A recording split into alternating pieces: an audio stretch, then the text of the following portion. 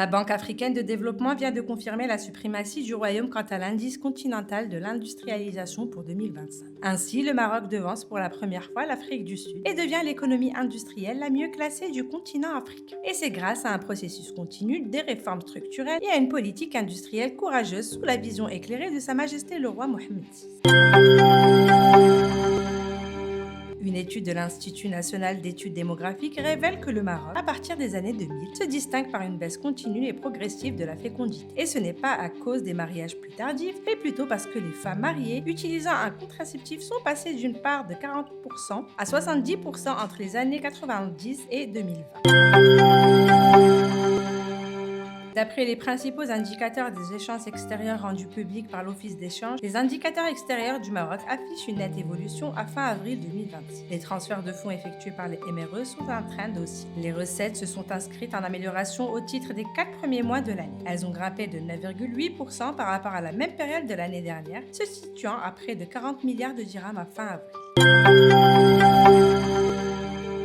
Avec une récolte céréalière exceptionnelle cette année, l'administration des douanes et des impôts indirects annonce un droit d'importation applicable au blé tendre et ses dérivés pour une période de 2 mois. Il s'agit de mesures administratives et fiscales destinées à protéger la production locale ainsi que les recettes des agriculteurs marocains.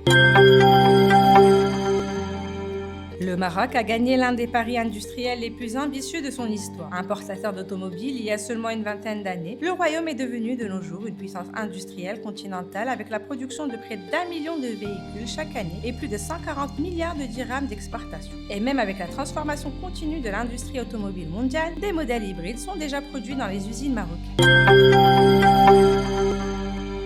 Dans l'objectif d'améliorer le diagnostic précoce, le ministère de la Santé et de la Protection sociale mise sur l'intelligence artificielle. Un programme pilote a été lancé pour faciliter la réalisation et l'interprétation des échographies grâce à l'intelligence artificielle, ainsi que des solutions de dépistage précoce du cancer du sein assistées par l'IA.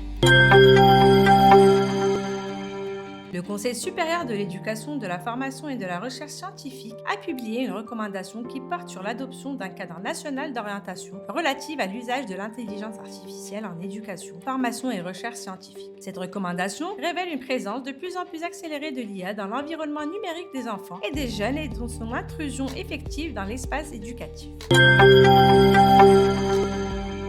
Un nouveau plan quinquennal baptisé JOSOL 2030 vient d'être dévoilé. Il vient asseoir le positionnement de TEMWILCOM en tant qu'acteur clé du financement des entreprises. Cette institution compte donc poursuivre le développement de ses interventions afin d'accompagner près de 435 000 bénéficiaires à l'horizon 2030. Et pour cela, 300 millions de dirhams seront mobilisés pour un volume d'engagement de 170 milliards de dirhams, sachant que l'émergence économique ne peut réussir que si elle repose sur une vision inclusive.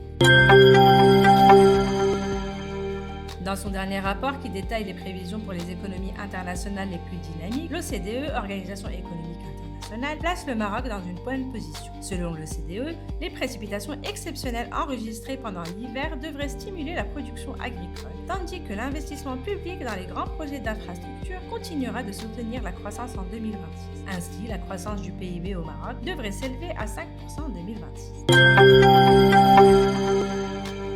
Le secrétaire d'État chargé de l'artisanat et de l'économie sociale et solidaire poursuit sa stratégie d'autonomisation économique des femmes. Cette fois, c'est à travers le programme Tahfiz Niswa, dans le cadre de la mise en œuvre de la feuille de route gouvernementale pour l'emploi et l'autonomisation économique des femmes. Le département vient en effet de lancer une assistance technique qui portera entre autres sur l'élaboration d'outils méthodologiques pour accompagner les initiatives économiques des femmes.